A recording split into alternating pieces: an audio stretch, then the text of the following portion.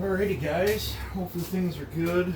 I was taking a nap and I got, she wanted to go in and go to bed. She works in the morning, so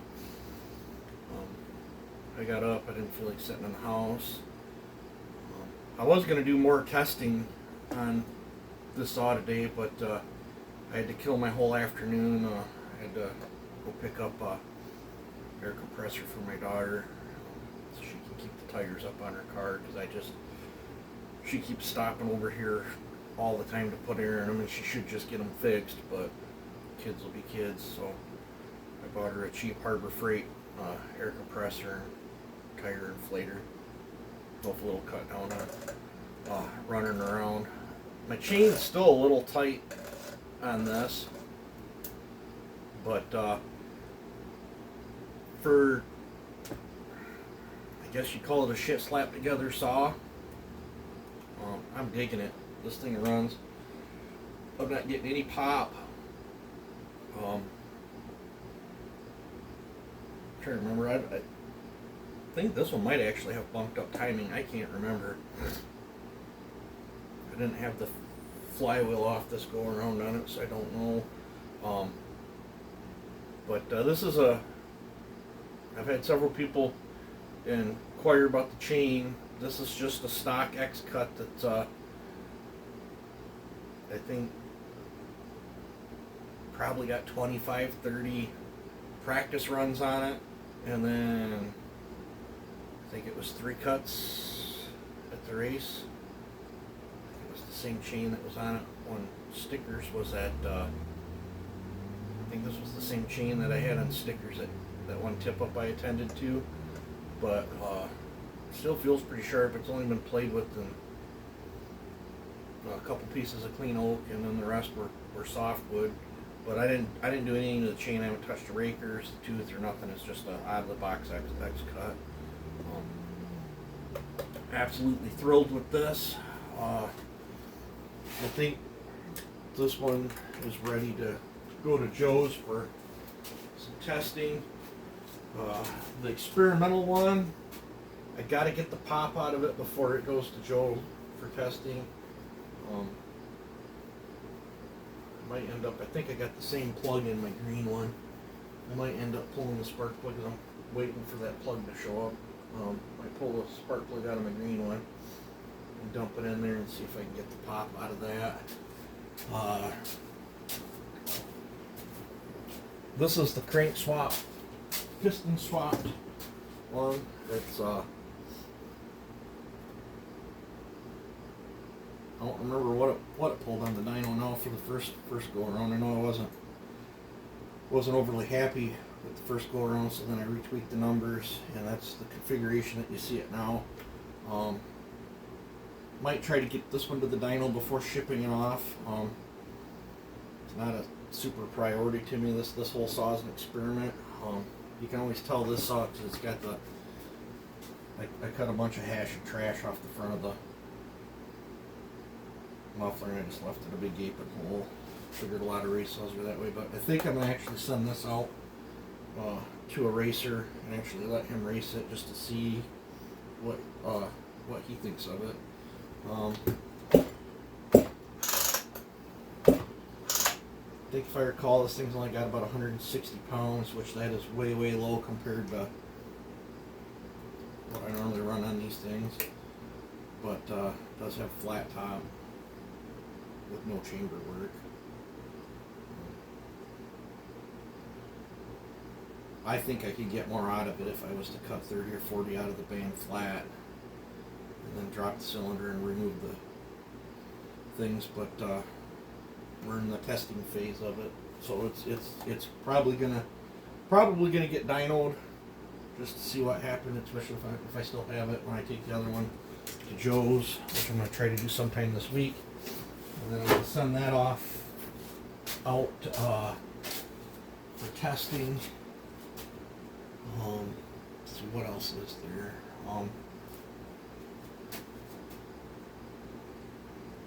I've got I gotta scroll through my emails. I gotta answer a couple of emails that got pushed down and lost. I get messages all the time. I try to answer every one of them.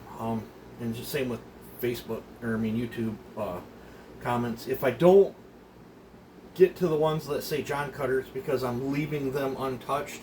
Because if I respond with a heart or a thumbs up or even say something, that disappears out of my YouTube Studio, and I'm going to use the YouTube Studio app to scroll through the John Cutter participants. And as I'm scrolling through, I'm going to sit down on the notepad and write each one down. If I respond to it, that there's a good chance that I'll forget about that comment. So that's why I haven't responded to any of the John Cutter things. It's not that I'm ignoring you. I'm purposely ignoring you to keep them tallied up in my Studio app. Because it's far easier for me to use my Studio app than it is the YouTube app. And then, what do we got here? That is a brand new 372. I believe it's an import. I agreed to take this on, I think it was back in June. Pretty sure it was back in June. And it never showed up, and then it slipped my mind, and then lo and behold, today it showed up. And I did agree to take it on. If I wouldn't have already agreed to it, I probably wouldn't have took it on, but it's brand new saw. I think he said it's got one tank ran through it, but no cutting wood. It does have, I forget the name of it does have a pipe on it.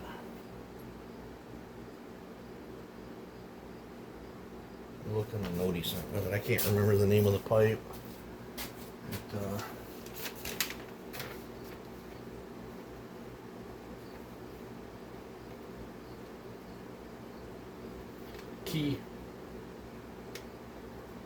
Keegfab, K-E-G-F-A-B, fab pipe, Keegfab pipe, I guess.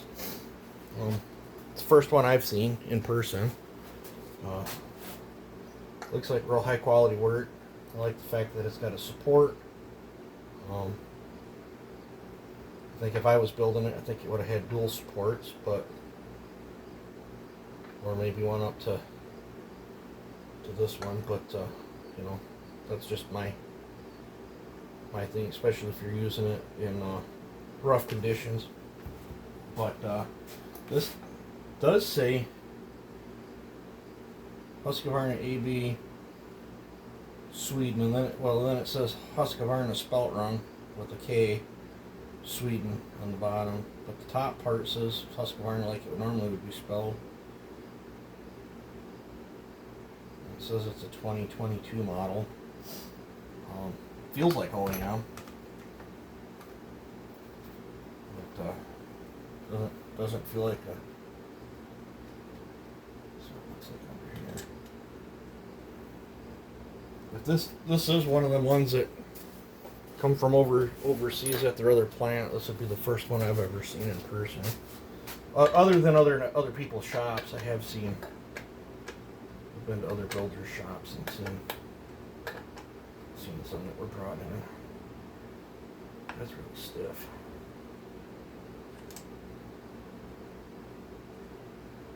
It's just got sawdust in here or something.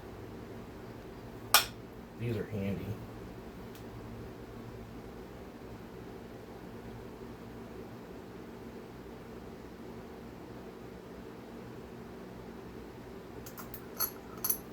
Got a 2022, 2023. Clutch remote says Sweden here. EM original. It's got the legit stickers down below. Does have a serial number right there in the cylinder. I'll be curious to see if this is one of them really. I know the last couple brand new OEM cylinders I got, they were really rough looking. But it's a spicy work saw. So I'd already agreed to take it on. I agreed to take on a few other people's saws too. I guess let's talk about that. I'm not a production porter. I don't want to be a production porter.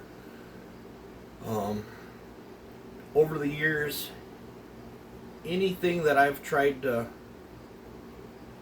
go down the business route with has completely sucked the fun out of it for me. Chainsaws are my hobby. Um, if I'm flat broke and I'm trying to fund a different project, because I'm not made of money. I don't know where people think I got money or whatever. We live paycheck to paycheck, and yes, I know I could probably start up a little saw shop or whatever and probably be absolutely slam packed with port work. I don't want that. I just need enough money where the bills are covered and I got a little bit to eat, and I'm totally fine with it. I think it would be far more stressed out if I had gobs of work and oodles of money coming in, and I would be miserable, if that makes sense. So if I need to fund a new project for the channel, like a different chainsaw, or some different equipment that I would use on the channel, yeah, I'll take on a few saws here and there to cover whatever I need. Like when that new 400.1 hits the market here in the U.S., I'm probably going to take on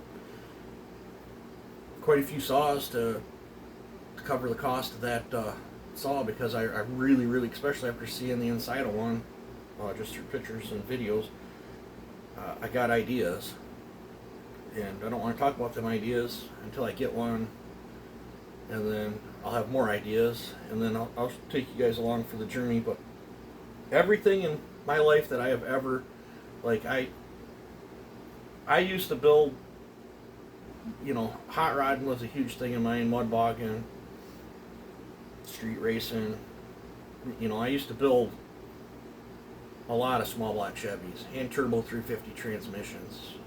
I've rebuilt and modified hundreds of turbo 350 trannies, and I've built hundreds of small block Chevys. I've built 4-cylinders and inline 6s, and I've built all kinds of engines, but the majority was small block, and then there was quite a few big blocks in there too. And everybody wonders why I'm so steady on a grinder. Well, I've ported hundreds of small block Chevy heads, hundreds. I even rebuilt like an Onan engine for a 318 John Deere that I redid, and I ported that thing. In fact, my machine shop thought I was nuts when I took it in there and made them do a three angle valve job on my Onan engine that I rebuilt. I actually built that into a stroker, and that was a good running Onan engine. I think it was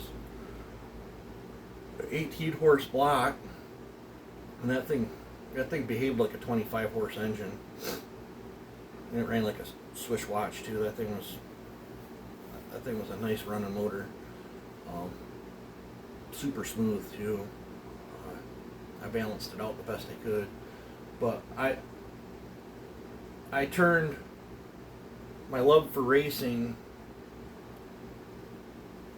into where it just got to be too much. And I still get people that message me all the time wanting me to build them a race motor, and I just turn them down. I don't have anything. It was different back when I had vehicles that took them. I mean, same thing like how you guys see me experiment with chainsaws. I was that way with engines. I'd have a hot rod or whatever. I'd build an engine, try stuff to it, and then I would flip that engine when I was done playing with it, and then I'd take that money and then I'd start over and I'd build me a whole different engine from scratch again and try different things. Probably right up till probably 2007, 2008, in that time frame, I've probably tried, from their mid-range selection cams to their big ones. I've whether it be Comp Cam, Elgin, Cam Dynamics, Engine Pro. There was, I've probably tried every single camshaft type out there in a V8, just seeing what would happen. And same thing, I've probably tried bunches of different port work for each one of them different cams, and then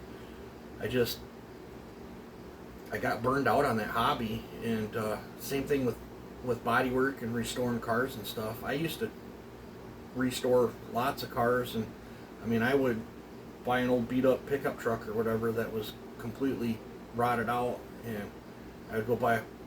Back then, you could hunt down a parts truck for $300-400 out of somebody's backyard. This was before that scrap craze went on, and then you couldn't find anything. But I used to cut vehicles apart, weld them all back together, and paint them up.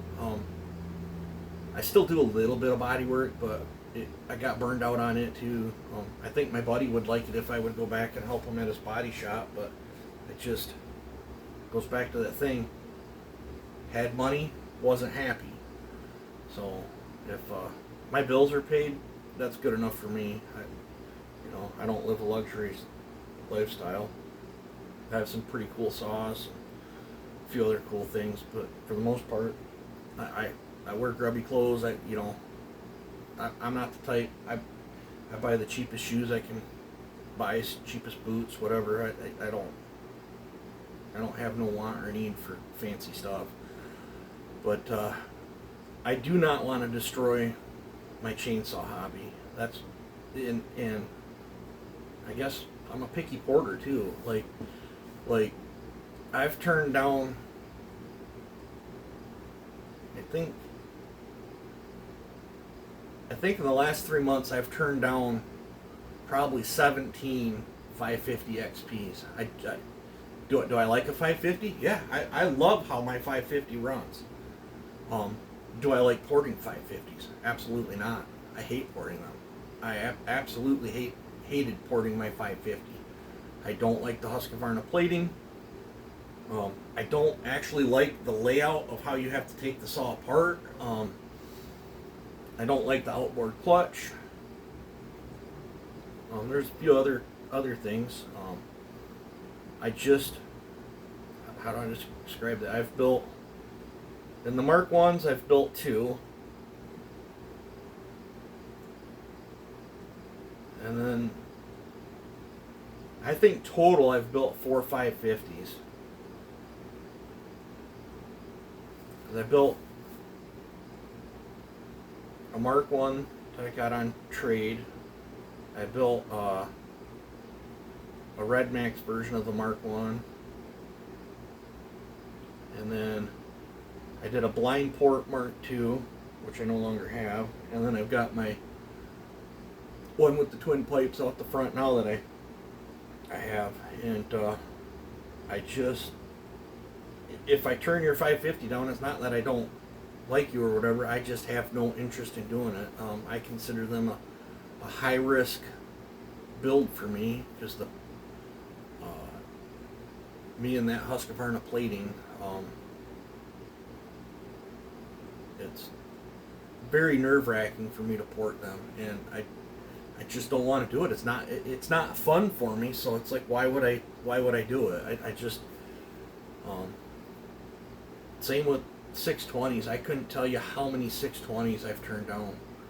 And the porting on them is actually pretty easy. There's not much to do to them. The worst of it's the muffler mod. It'll take me longer to do a proper muffler mod on one of them than it does to port the saw. So I just don't take them on. Same with 590s. I just don't. A lot of times I show you guys what I'm doing so you guys can do it and then get a good result and be happy. I don't want to do every single port job out there. I have no want or willpower to do that. I do take on, if I do take on stuff, it's stuff like a 4910 or a 501 that I know if I screw up a cylinder that I can easily replace that cylinder and then port it. I'm not perfect. Sometimes shit happens, and at least for them saws, typically I have at least 2 or 3 cylinders on hand at all time for them saws. I love that chassis saw.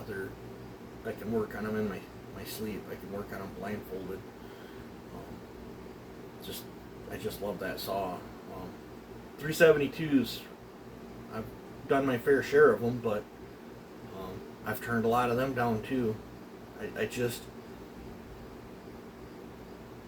I think I took taking this one on, and I think there was 2 or 3 others that I decided to take on to fund some different projects. Sawfest is coming up. I gotta buy some chains. I gotta get out of bar oil. I've been the last couple test runs. I've been using this container right here and stealing bar oil out of something. One of my other saws floating around here, just to go down and make test cuts. But, I'm gonna have to. I could have swore I had 4 gallons of that stuff around here, and I've looked around. But then, again, it's been quite a while since I bought some, so I need to go down to the Tractor Supply place and see if they've got any on sale.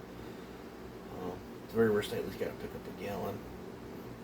Playing musical saws to get bar oil out of it's not fun. But yeah, I just don't. I'm just not a production porter, guys. I don't get mad at me because I don't port your saw, and then check in periodically, because what I turn down, like I might not have nothing to port, and I might decide to take on a saw for some content of the channel or something. It's touch and go with me. And then people always want to know what I recommend for a porter. There's a lot of guys out there porting, and there's a lot of guys that do really top-notch work, and I don't know how I would describe my work. I've gotten a lot of guff over the years because I port different than other builders. I'll do a mix of anything. I might build one saw and it'll have 30 degrees of blowdown. I might build another one, it'll have 12. I might not touch the lowers on a certain model saw, and then other ones I'll hog the bejesus out of.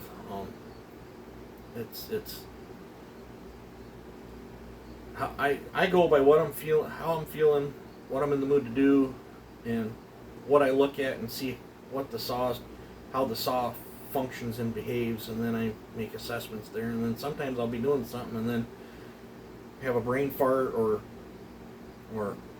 light bulb comes on and be like, oh, I'm gonna go this route on it instead. I'm an unorthodox porter, I guess I would say. I got some people that call me a hack. What's funny is them guys that are calling me hacks, I never ever see pictures of their work put up. I show you guys what I'm doing. I don't think my grinding looks that bad, unless they mean like how I open lowers or something. But that's all personal preference. If you don't like big lowers, don't open your lowers big. I don't care. I'm not building your saw, so you got to build it to how you want to do it. Just like there's people that go by total duration. I don't typically go that route. I can go by any of them, but typically if I'm doing numbers, it's for repeatability. My biggest concern is port for flow, and the power will come. Every time I've applied that theory to a saw, it's worked good for me for the most part. I have built saws that I weren't happy with, and then I've got toys and experiments that I'm always trying stuff on. Different muffler mods. I've built all kinds of pipes and stuff. Nothing as elaborate as that thing, but I've put dirt bike pipes on saws. I've built little J-pipe things, or iron horse pipes as a lot of people call them. I've tried it all. I typically, if it's a work saw, I don't have something like that on a work saw. That would, if you're going to use that thing for 8 hours, that thing would, I'm assuming this one's going to be loud, but I'm assuming that thing probably going to make your eyeballs float in your head and your ears ring even with protection on. But I know there's a group called Chainsaw Repair on Facebook. There's a lot. I'm in a lot of groups. I got threw off a bunch of groups too there. I was on a bunch of steel groups, and Steel guys are a little different. They get real mad at you when an echo whoops up on their brand of saw. Then they don't want you part of their group no more. Funny how that works. But I don't care. But Chainsaw Repair seems to be a pretty decent group. It's a big group, and it has a list of trusted porters. And I could have been on that list, but I asked to personally stay off from it because I figured I'm not a production porter. It didn't make sense to me to be on a list for someone to contact and then me just to say, well, I'm not taking on work right now. I take on very, very limited work.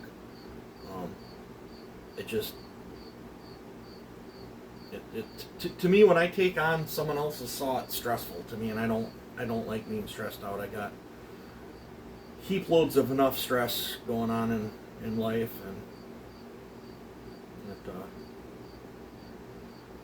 it's funny. It seems like you never really get rid of stress. It seems that as time goes on with kids and everything, it seems like the stress just morphs into different things that's stressful. Even after the kids get bigger, it's weird.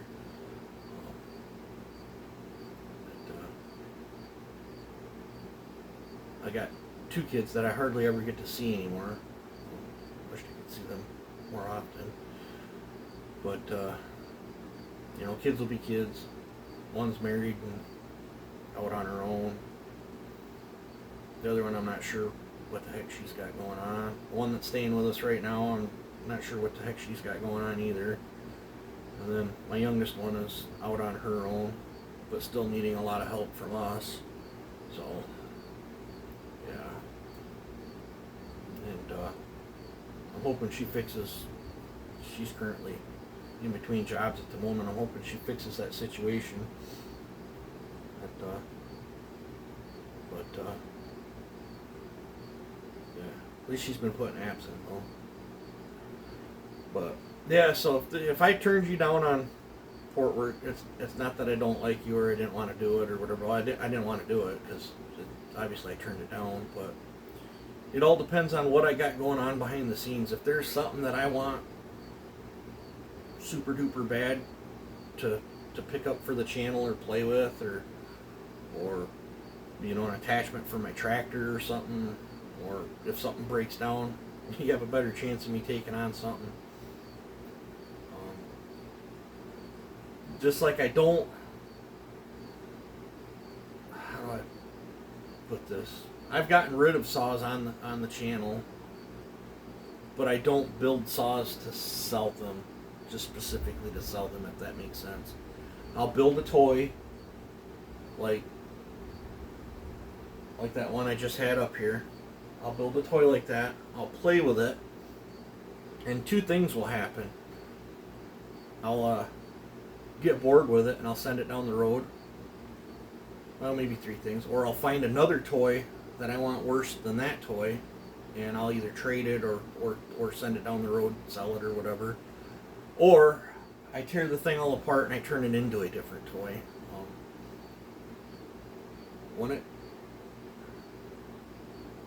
I have physically held on to 4910 cylinder. I've ground. I could probably have filled a 55-gallon drum of 4910 cylinders that I would have considered experiments or failures or whatever, however you want to look at it. Sometimes I'll experiment on one and it'll be way above a stock one, but nowhere near some of my other builds, and then I'll send that cylinder down the road. Typically I'll trade it off for a fresh canvas and try again. I don't know. Another one I've been kicking around, I kind of missed goofing off with my reed saw, that 4910 reed saw I built quite a few years ago. Knowing what I've know now to then, because that one made 7.2 horse and was a super hoot to play with. Knowing what I know now, I think I could get more out of another reed saw, and I've slowly been rounding parts up here and there whenever I find a good cheap deal on eBay or whatever. I've slowly been rounding parts up. I'm thinking about resurrecting a reed saw, 4910, and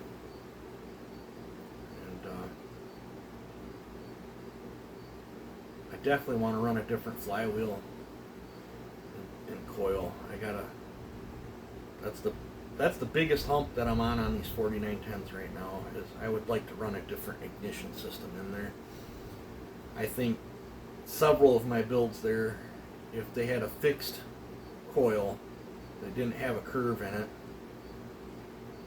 and then I physically set the timing at the desired timing that I wanted for a certain RPM, I think I could get another 10-20% in the upper RPMs, maybe even 30% more in the upper RPMs. I'm talking past 15, because I can get them up there, but the coil is already pulling timing at that RPM, which when you start pulling timing and higher RPM, you start losing power. And I've got some of them that are making 7 horse, say at 12.5, that will stretch out into the 15-16s, but they're pulling timing from like 13 on up, but it's pulling timing and they're still making 6+ horse up at that RPM. What would that thing be making if it wasn't pulling timing at that RPM? What would that saw be doing? I mean, look how they're running now.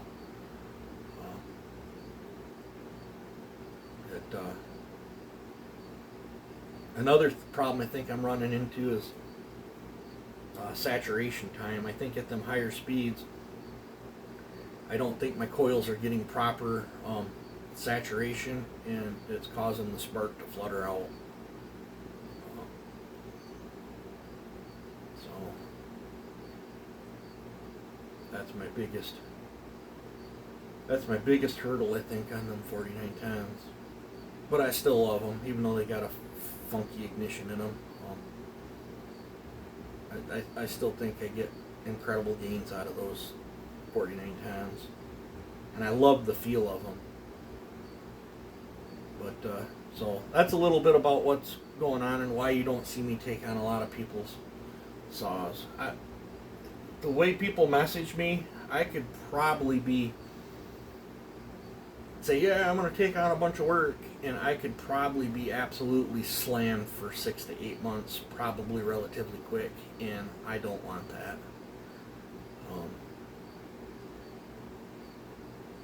I like having the freedom to choose what I want to do, when I want to do it, where I want to do it, and how I want to do it. If that makes sense. Sometimes it's not all about the money. I work a normal job. I've been there quite a long time. I don't make much money there, but again, it's also less than a mile from my house, and there's job perks in it too.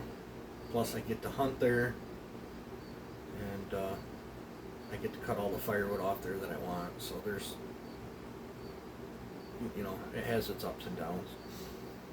And then plus my wife works, so it's typically my income plus her income is what we survive on. And here and there on the saws is what funds the projects or the channel. Typically any project, I have it on the channel, so it's done for the sake of the channel. And just that, like, my channel's 9 years old now, I think, almost 10. Back then, I remember signing up for my kids helped me set the YouTube channel up because I was too stupid to figure it out. I remember back then they wanted to know if I wanted to be monetized, and I opted out for it because I didn't want commercials on my stuff. I was showing you guys what I was doing and what I'm puttering on, and then what changed my mind on the monetization of the channel is when YouTube decided to start putting commercials on my videos anyway, and I didn't want them on there. I thought if I wasn't monetized, they changed it up where whether you're monetized or not, they started putting commercials on there. So I thought, well, if they're getting something off my content, I deserve to get a little something off my content. My channel don't make much at all. I've been dropping more videos lately, trying to get the thing up. My shorts have took a nosedive. My long view videos have took a nosedive. The last 3 lives I've done have actually gotten more views than any normal video that I've put out. I don't understand that. Maybe I should start doing more lives if you guys want to see that. But so I just thought I'd fill you in on that. And I think tonight I'm going to tear this down. Get a peek at the cylinder. See what cylinder it's in it. I got to go through my emails yet. And then, yeah, as tired as I am, I don't think I'm going to port this tonight, but I think I'm going to tear it down and get it ready for porting. Might get the wheel on it. A few other things. But I was looking through my 4910 stuff, and I just don't have enough stuff to put another piece together hodgepodge saw together yet. But that'll change it. I'm always scrolling Facebook for a dead 4910. They don't pop up very often. Echo's pretty reliable. But yeah, I think that's gonna about cover it. So hopefully that answers some questions. And I've blabbered on here for 37 minutes, so I think I'll call this a video. You guys take it easy and have a good one.